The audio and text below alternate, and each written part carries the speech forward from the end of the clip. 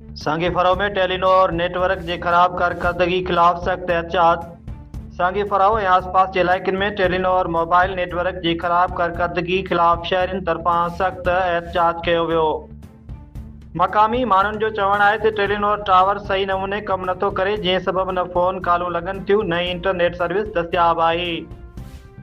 एहतियात कंदड़नि ॿुधायो त हज़ारे रुपयनि जा महांगा कॉल ऐं इंटरनेट पैकेज ख़रीद करण बावजूदि सार्फिन के का भी सहूलत नथी मिले।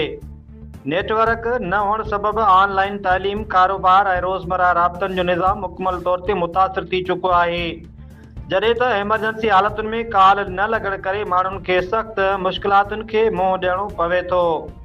एहतियात की अगवानी कंदड़ अब्दुल्ला मेमन और अलीअहमद चांडियो मीडिया से ॻाल्हाईंदे चयो त केतिरा भेरा टेलीनॉर इंसामिया की शिकायतूं कयूं वयूं आहिनि, पर अञा ताईं को बि अमली कदम न खयो वियो आहे।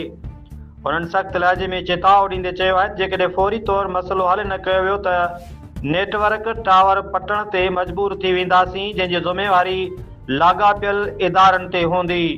एहतियात कंदड़नि मुतालबो कयो टेलीनॉर इंसामिया फौरी नोटिस वठी टावर जी फनी ख़राबियूं दूर करे सार्फिन के बेहतर नेटवर्क सहूलत फिराम करे, ॿी सूरत में पंहिंजा टावर पटे खणी वञे।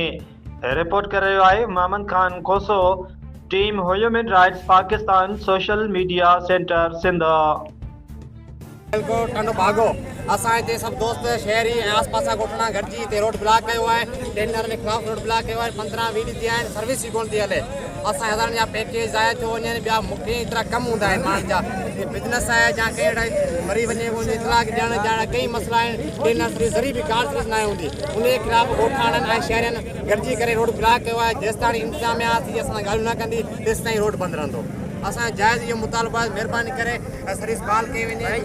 2 महीना थी विया आहिनि, 2 महीना असां वटि नेटवर्क त आहे ई कोन।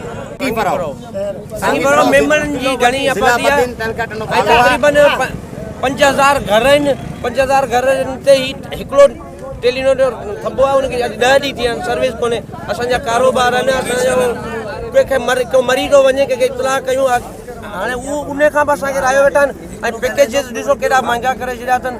हिननि खे केरु चवण वारो, ऐं फ़ोन करूं पिया फ़ोन ई कोन पिया खणनि। दादागिरी निज़ाम लाइ आहे हिननि। इहा असां मेंबरनि सां सही सिधी पॉलिसी करे वेठा आहिनि न।